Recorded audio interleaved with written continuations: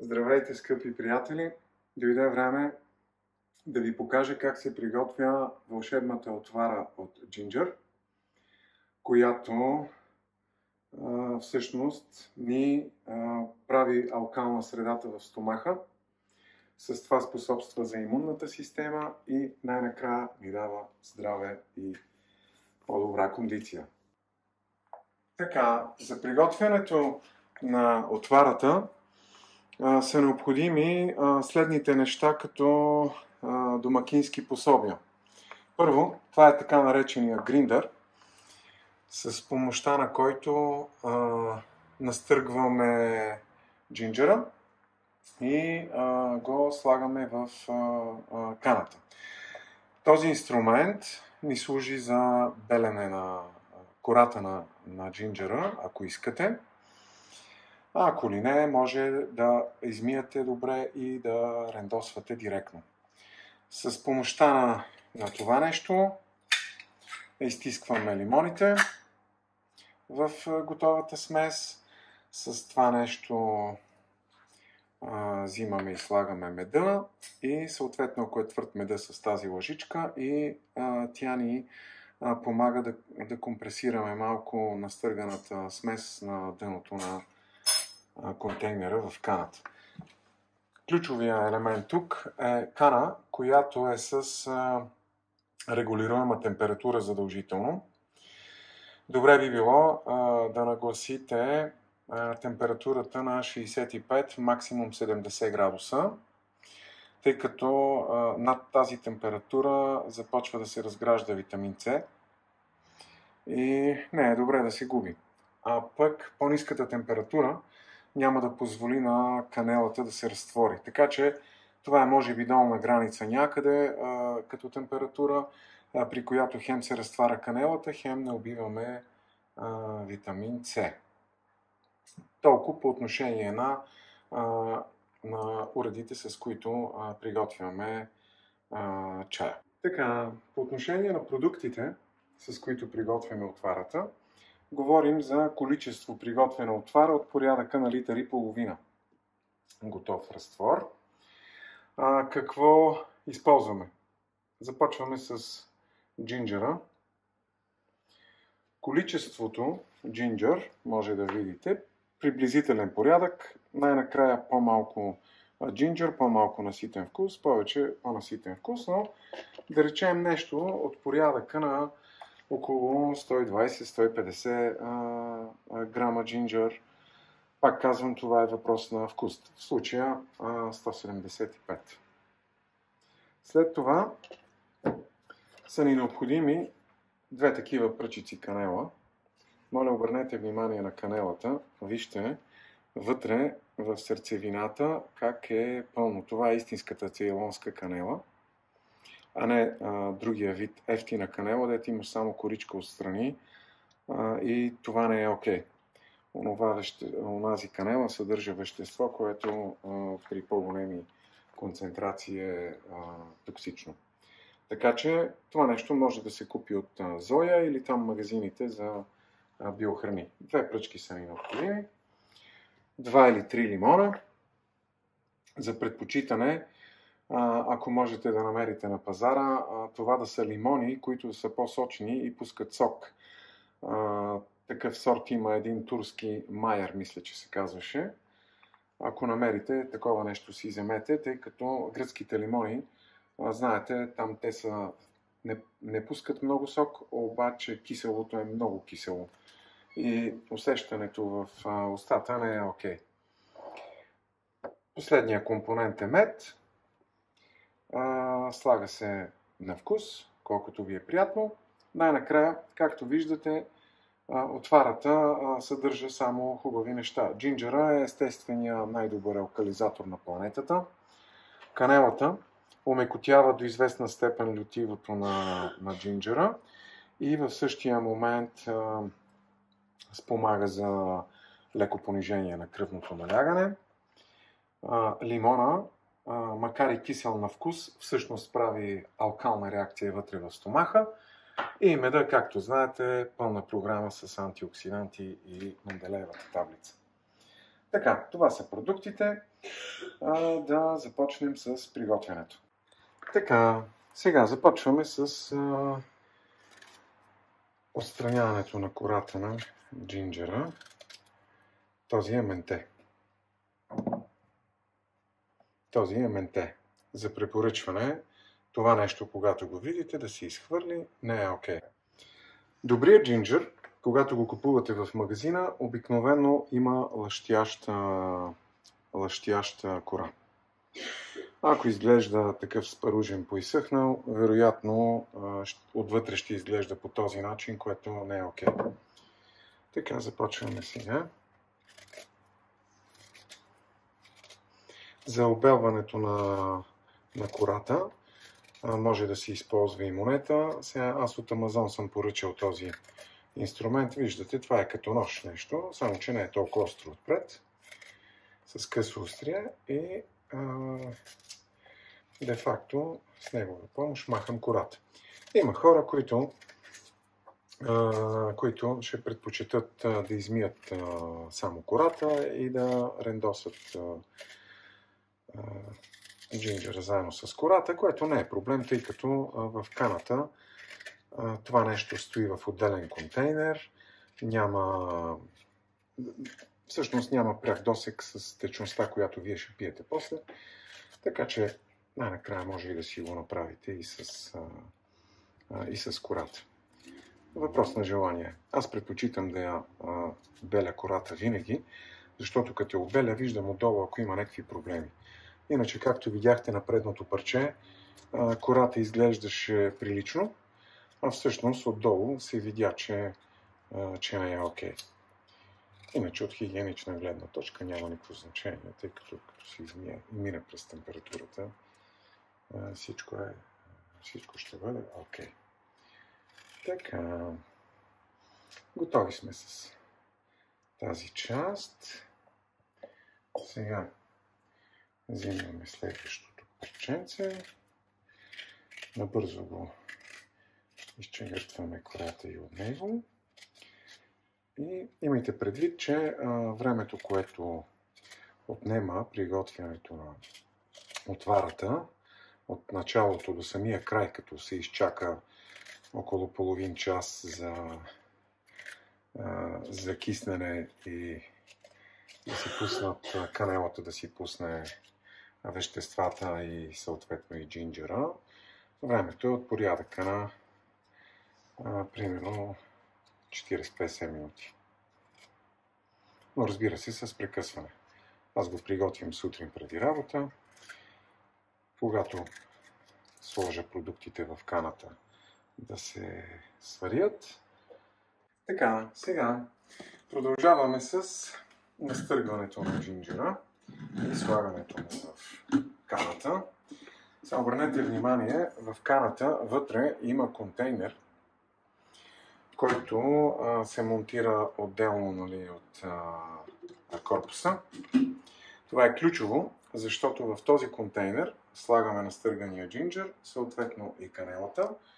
Компресираме леко, ще видите след малко. След това оставяме да си пуснат съответните вещества в отварата. И когато приключим, изхвърляме контейнера, добавяме лимона и меда и ето ви готовата отвара, чиста, без никакви други примеси. Сега каната я слагаме да ни е под ръка, защото като се напълни контейнера на гриндера, си започваме да си изсипваме вътре. Така. Тук този гриндер е керамика. Сега аз го купувам от Амазон, но най-накрая бихте могли да използвате и ренде. Или ренде по-скоро. Идеята е да се настърже джинджера, за да може да пусне максимална част от соковете си. Както виждате, долу в контейнера започва да се събира сок.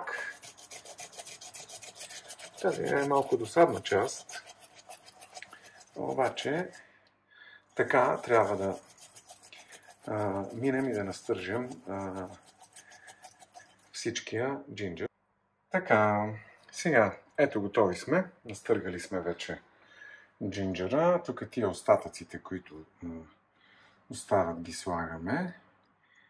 И аз се оправям добре с пръста, с помощта на нещо. Вкарваме всичко в контейнера. В случая аз изплаквам контейнера, дето се казва да не иде вям. Изплаквам контейнера и допълвам. Сега, след като сме изсипали това, може да видите вътре как изглежда. Ето. Така, това тук трябва да го компресираме малко, за да може, като сипем течността, ще сипем около 1 литър, това нещо да е под вода. С помощта на лъжичката го попритискаме малко, да се компресира към дъното.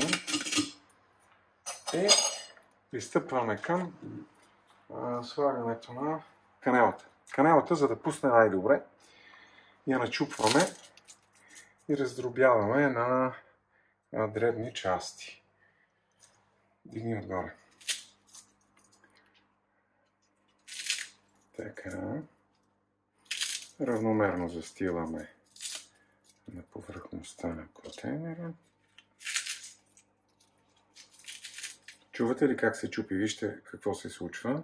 Така изглежда истинската канела. Тази е бил, от Амазон съм я купувал. Но вижте как се дроби. Така. След което натъпкваме малко. И пълним, в случая казахме, че литър и половина ще приготвим отвара. Пълним около литър вода. Отмиваме лекичко отгоре на каната.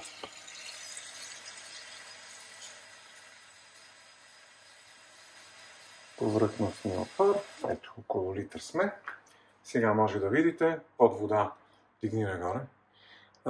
Канелата и джинджера са под вода. Това е необходимо, за да могат да пуснат. Така, включваме каната.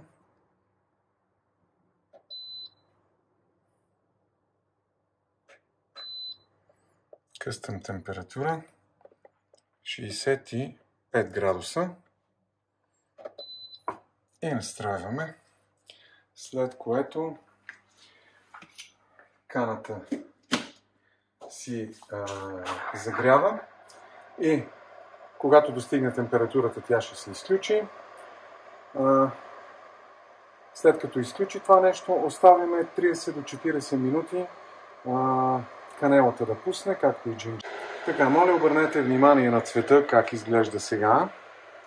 И след като предстои 30-40 минути, ще видите как канелата ще е пуснала и това нещо ще покафенее. Това е гаранция, че канелата си е свършила работата. Така, след като сме включили каната да работи, оставяме и отиваме да си свършим нещо. Ще се върнем отново след половин час. Половин час по-късно виждаме как изглежда отварата. Обърнете внимание на цвета. Вече е доста кафяво. Това означава, че канелата е пуснала, което е супер. Продължаваме напред. Дойде време да отделим контейнера с съдържанието на сухото вещество и да добавим лимона и меда. Ето така. Махаме капака. И сме готови да добавим лимона. Лимона го режем на две. Използваме тази преса.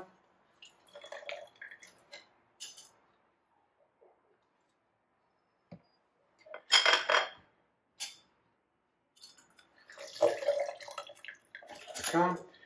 Температурата на водата вече е под 60 градуса, което гарантира оцеляването на витамин С и ето така. Приключваме с добавянето на лимона. Тук можем да сложим тези неща.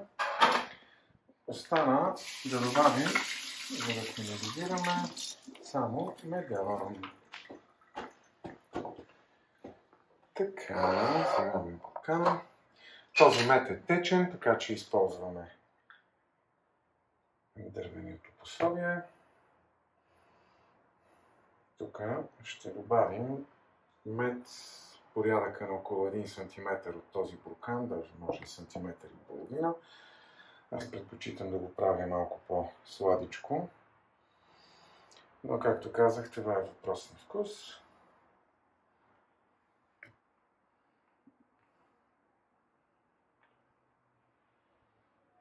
Така. Почти сме готови.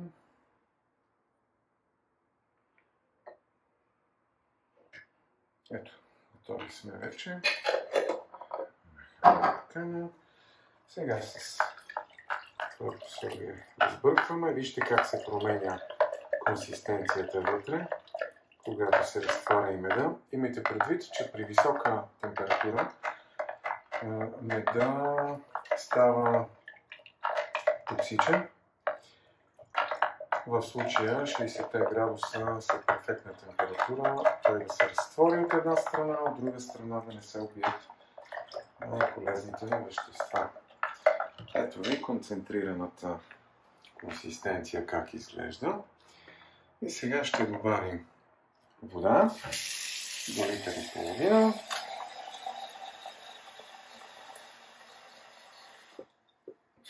Готово.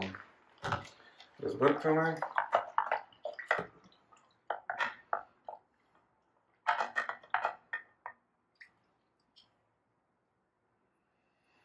И отварата е готова за консумация. Обърнете внимание, моля, че когато я налеете в съдове, бутилки или чаши, ако я оставите да престои няколко минути, твърдото вещество ще се оти на дъното и отгоре ще остане само бистрата вода. Така че е необходимо, ако е в бутилка, да разклатите, ако е в чаша, да я разбъркате, за да може да пиете нормална консистенция. Благодаря ви за вниманието. Желая ви много здраве!